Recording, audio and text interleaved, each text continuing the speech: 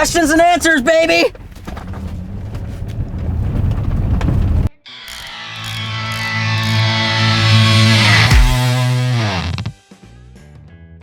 Hey friends, it's Len here from 1A Auto. So in today's video, I wanted to try doing something a little bit different. For this one, we're gonna do a little questions and answers.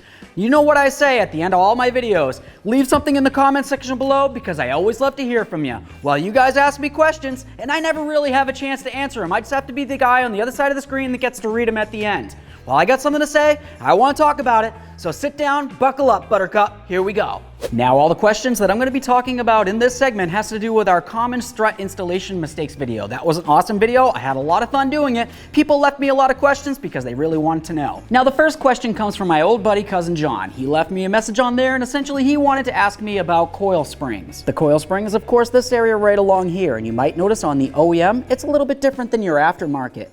Of course, the aftermarket is going to try to have the same specs as the OEM, but there is always going to be some slight differences. Essentially, as long as the ride height stays approximately the same, you should be good to go. And of course, as far as spring rate's concerned, that's kind of why you'd want to pay attention to the springs themselves. We can see on this one, it's a little bit different than the OEM, so that's why you would essentially want to make sure that you replace the struts as an assembly and as a pair. A couple more things I want to touch on that involves this, essentially, is what about if you were taking apart your struts because you wanted to try to piecemeal it together?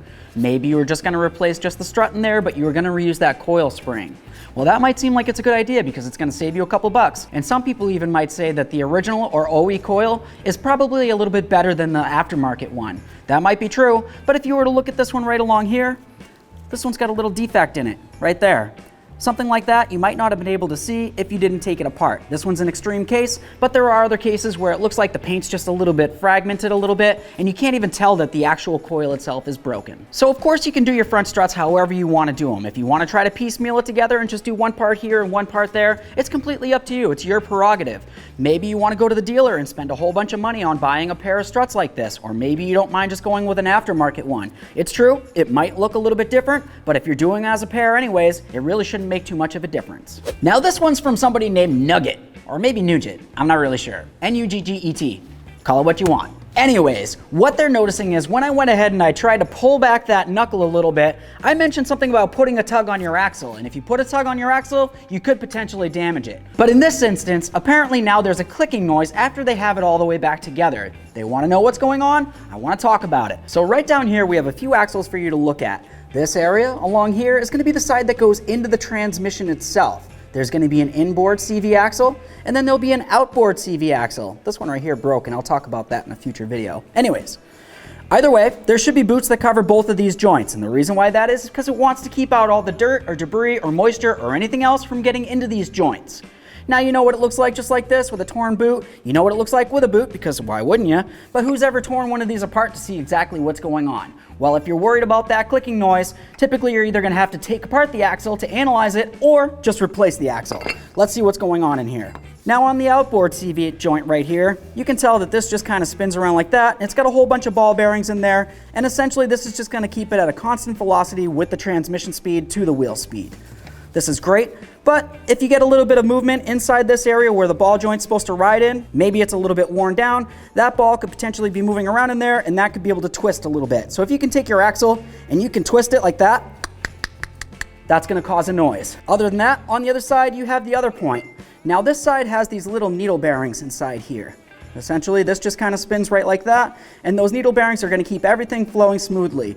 If dirt or debris made its way inside there and binds any of these up, you could potentially hear noise. But overall, generally, if you hear noise, it's going to be coming from your outside CV joint. That's the side that kind of turns a little bit more when you're turning your wheel. Lastly, on an axle, you're going to have an area that presses into the transmission itself. Like I said, right along here. On these axles, you're going to find that you have a little lock ring or a snap ring right on them. Once you push these into the transmission, that's supposed to lock in. If for some reason, when you were tugging on that knuckle, trying to get the strut out of there, maybe you pop the axle out of the transmission a little bit and you didn't notice it. You get your strut back in there, you're putting everything back together, you give the knuckle a couple loving bonks just to drive it in a little bit so you can knock that ball joint into the knuckle there. Next thing you know, you've got too much pressure on your axle on the CV joints here. That's causing excessive pressure, which of course is going to cause extra wear, and it could potentially cause noise while you're driving down the road. Now this next one's kind of like a twofer. I had two separate people asking me basically the same question. They were wondering, well, if you just go ahead and replace the front struts, why do I have to go ahead and replace the rear shocks? Well, like I said in the video, the car is going down the same exact road with the front struts as it is the rear shocks. So, of course, every bump that you hit with the front, you're more than likely going to hit it in the rear as well. All these parts are going to break down over time. It really only makes sense to replace them all at the same time, especially if you're going to be getting yourself a four-wheel alignment in the end. Because why do the front struts now? Get yourself a four-wheel alignment, go for another inspection half a year later, turns out you need rear shocks, now you need to go ahead and get yourself another four-wheel alignment. Why does that make any sense? Some people might say, oh sure, I just have all the money in the world and I can just spend money all willy-nilly. Why don't I just replace the engine at the same time, or even just go buy a brand new car with an extended warranty? Well, you could do that too if you wanted to, and I'm not trying to tell you how to spend your money, but for me personally, I like to try to get things done right. I want to be as safe as possible, and I don't need to go ahead and spend a whole bunch of extra money down the road getting two four-wheel alignments. Now this next question comes from somebody with a name that I can't even pronounce, so I'm not necessarily going to try it. No offense.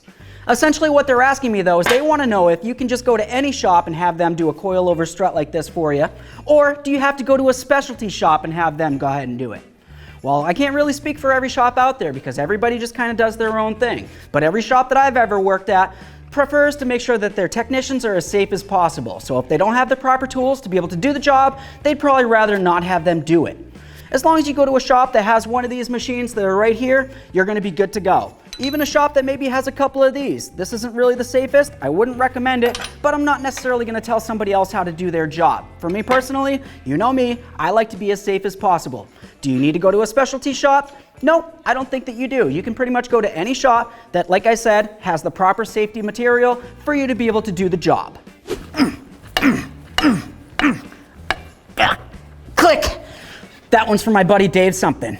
Now Dave Something commented, torque wrench, question mark, exclamation point. Isn't that just something where you go ahead and you take a nice big breaker bar with a pipe on the end of it, you give it a couple good tugs till it feels like it's nice and tight and give it a click sound just like that, and that should be tight enough. Well, sure, Dave, that's probably true, but what might you do if you go ahead and over-torque something? Something as basic as your lug nuts, if over-torqued, could potentially cause some damage. You have some lug studs that are supposed to be attached to the wheel bearing, and they essentially hold the wheel to the car itself. Now, if you over-tighten those lug nuts, you're going to stretch the lug stud, and that could potentially cause some damage to the actual metal itself, and you never really know what the breaking point is. You might think you got it nice and snug, you drive down the road, you hit a couple bumps, and maybe that stud was pretty much at its breaking point and it just snaps right off. Now all you've got is 4 lug nuts on this particular application trying to hold the wheel on. If you over-tightened any of those as well, you might still have an issue with any of the others as well. Not just that, but almost every other component on your car has a specific torque specification made up by the manufacturer.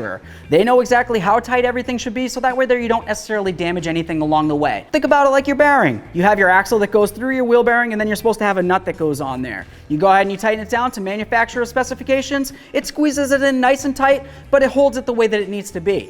Let's say that I went ahead and I used a nice breaker bar like this, and my pipe on there, and I just bounced on the thing. Right? I might have over-tightened that, and at that point, I could potentially crush those bearings in, which is going to cause excessive friction and eventually cause noise, and then I have to replace the bearing. Now, I can't say that we haven't all grabbed a ratchet, go ahead and tighten things up without actually taking care of the torque spec in general. It's something that we do. Not everybody has a torque wrench laying around or even wants to take the time to try to look up the specs and then go to their bench, go ahead and get their torque wrench and then tighten it down. A lot of times people just kind of go with the tighten it up, feels like it's snug, give it a little extra, it's good to go. Generally, that's perfectly fine, but if it's something that's holding your wheel on or it's a specific component that needs to be torqued, overall, it's the best idea to make sure that you torque it to the manufacturer specifications. Okay, friends, so I had a little bit of fun making this video, partially because I've wanted to talk to you about things. I read all of your comments. I love them all. I love it when you tell me things that you think that maybe even don't agree with things that I say. That's fine. I don't mind a difference of opinion. We've all got different ways of doing things. I love your questions too, by the way. Keep them coming. Get on there and type out any question that you might have that's car related, something that you want to have answered. Who knows? Maybe I'm going to read it one day, and maybe I'll get out here and do another video for you answering that question. If you like the video, go ahead and smash on that like button for me. It would mean the world. While you're at it, go ahead and subscribe, ring the bell. That way there you and all of your friends can be kept up with all of our latest content. Thanks. What? What? I think you got it nice and snug. You drive down the road, you hit a couple of bonks. Now you saw in the video,